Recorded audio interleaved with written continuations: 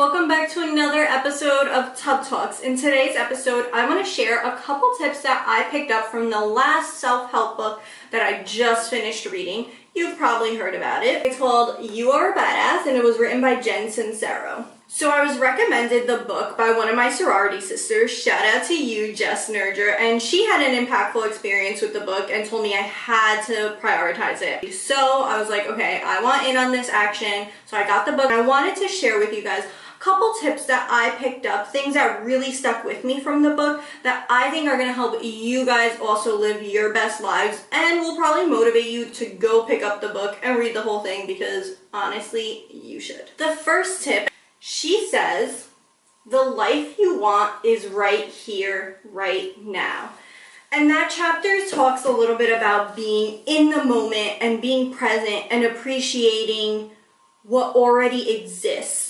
What you want already exists. It's out there. It's just a matter of accepting and realizing that it's out there for you to achieve. You can do it. And that chapter is really motivating. It's one of the first chapters. It kind of thrusts you right into what the book is all about. The second tip that I got, it might feel like you hear it all the time, but honestly, I just want to drill it into your head again, is that you have to start searching for validation from within yourself and stop looking for it from other people. Stop assuming what other people's reactions are going to be to you making moves for yourself. Stop being fearful of what they're going to say or how they're going to perceive you. Really, what you need to worry about is how you're going to perceive yourself. And if you never go after the things you want to go after, you're always going to perceive yourself as, wow, you just never took risks, you never tried, you never pushed through.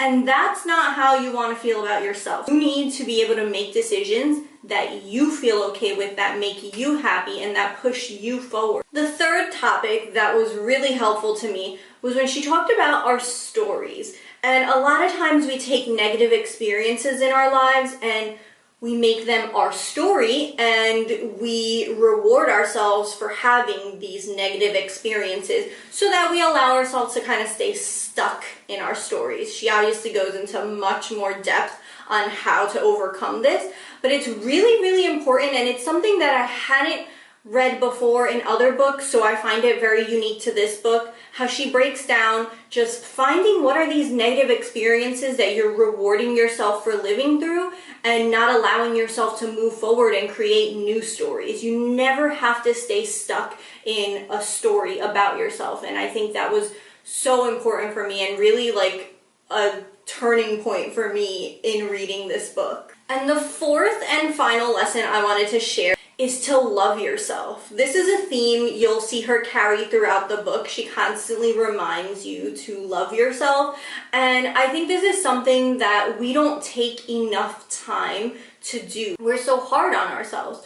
So honestly, I love the fact that she tied in the theme to love yourself, because I think a lot of times in self-help books, when you're reading these tough chapters that are making you analyze parts of yourself you're not too proud of, you can finish the chapter and kind of feel down on yourself, but she always reminds you to love yourself. And if you have any self-help books that you're currently reading that you want to share with me, drop them in the comments below. I'm always looking for book recommendations. I'll see you in the next Tub Talk. Bye!